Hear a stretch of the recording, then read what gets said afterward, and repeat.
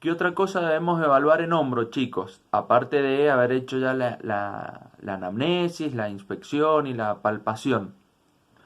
Debemos evaluar lo que se llama semiología ortopédica básica, que ustedes lo aprendieron en kinesioterapia, que es el rango articular de la articulación. Es decir, evaluar que la articulación pueda realizar todos los movimientos que anatómicamente son posibles, ¿no es cierto?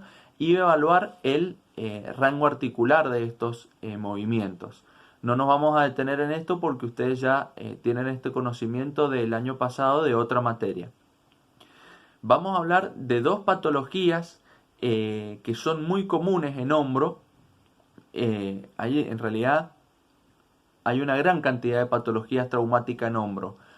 Yo me he detenido a explicar dos patologías muy comunes que las van a encontrar en su vida profesional, que son la luxación de hombro y el síndrome de fricción subacromial. La luxación glenumeral es claramente una patología que genera una inestabilidad en hombro, y vamos a decir que esta puede ser anterior, ¿sí? La luxación puede ser superior, puede ser inferior o posterior. La más común en un 90-95% de los casos, dependiendo de la bibliografía que consulten, es la luxación anterior. ¿Por qué? Primero que nada, los ligamentos glenumerales, si ustedes se acuerdan, el ligamento glenumeral superior, medio e inferior, que tienen forma de Z, dejan formar dos forámenes triangulares entre estos ligamentos, donde la articulación, donde la cabeza del húmero puede protruir por estos forámenes. Por otro lado, estos ligamentos le dan mayor sujeción a la articulación cuando la articulación está situada en una posición bien extrema, una posición amplia, un movimiento amplio. Cuando la articulación se encuentra en movimientos intermedios, los ligamentos no están lo suficientemente tensos, motivo por el cual no sujetan demasiado la cabeza del húmero frente a la glena. Este es un motivo por el cual la luxación de hombro es más frecuente.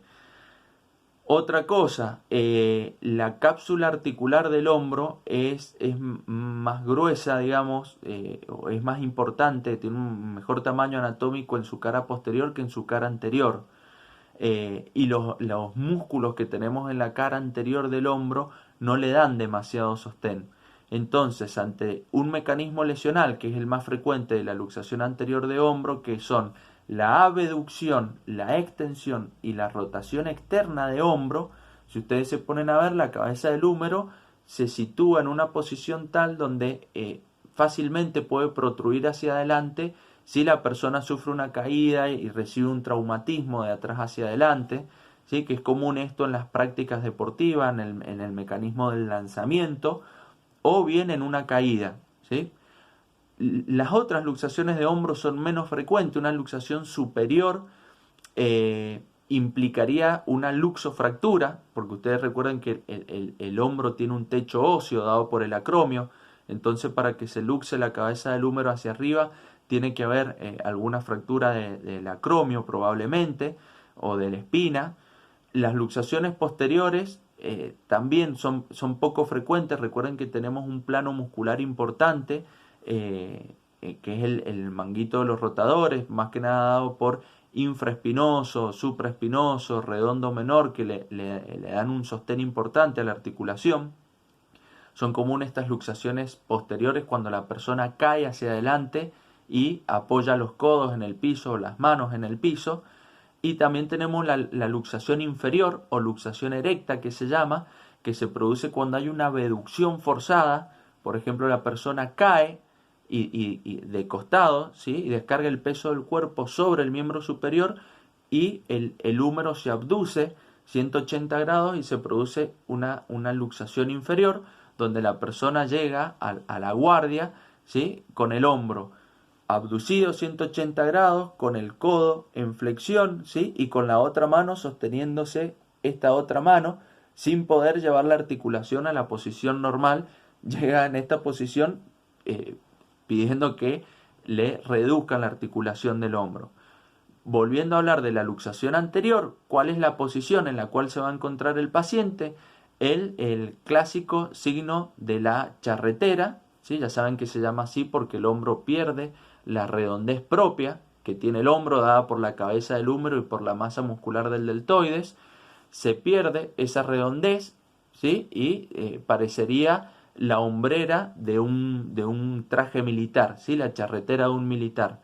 Se pierde esa redondez, el paciente, como ustedes pueden ver en la imagen de la clase, el paciente llega con el brazo ciertamente abducido, el húmero, porque la cabeza del húmero se coloca por debajo o por dentro de la apófisis coracoides, entonces el hombro, el húmero se abduce, el codo se flexiona, la persona con el brazo sano sostiene el peso del brazo lesionado, ¿sí? Y van a percibir que la persona trae una lateralización del cuello acercando la oreja al hombro luxado, porque bueno, hay toda una retracción de los músculos escapulares y del trapecio, ¿sí? Entonces así llega la persona a la consulta.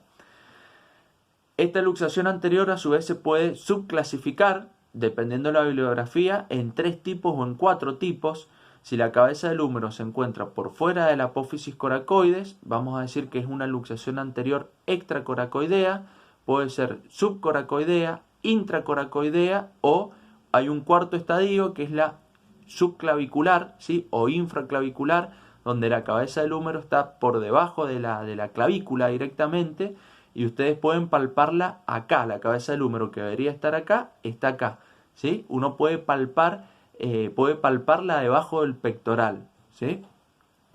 El diagnóstico es netamente clínico, o sea, a través de la inspección y de una simple anamnesis se llega al diagnóstico. ¿Y cuál va a ser el tratamiento?